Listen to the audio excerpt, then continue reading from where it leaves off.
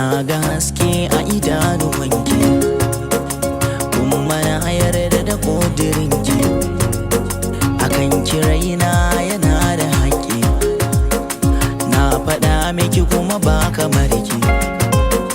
Mai yasa ba za ki bani dama ba, tunda so ba ni na sawa kaina ba. Babu ke ba za na zama komai ba, garan ke ce kika zama idanuwan duba. Kamar ba za na samu kaina ba, mai yasa ba za na bar tunani ba.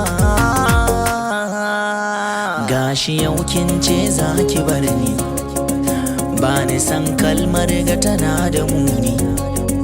In ba ki waye zai agaje ni, kin sani kowa da ke ya sani. Kamar wata a sama'u bai yi haske ba, kwatankwacin ginin da bai yi karko ba.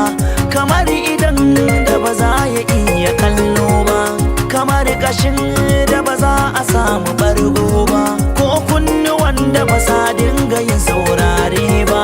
Ki yarda ba zan more rayuwata ba.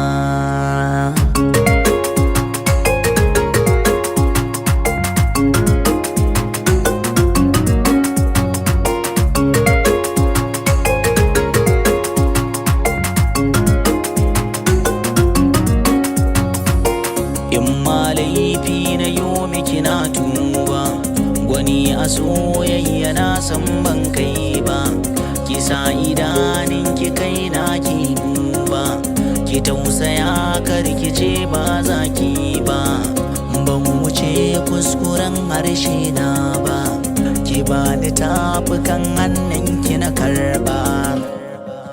Ilahirin itatuwa da bishiya da za su zam alƙalima gaba daya, hada da duka tekuna da duniya da za su zam matawada gaba daya.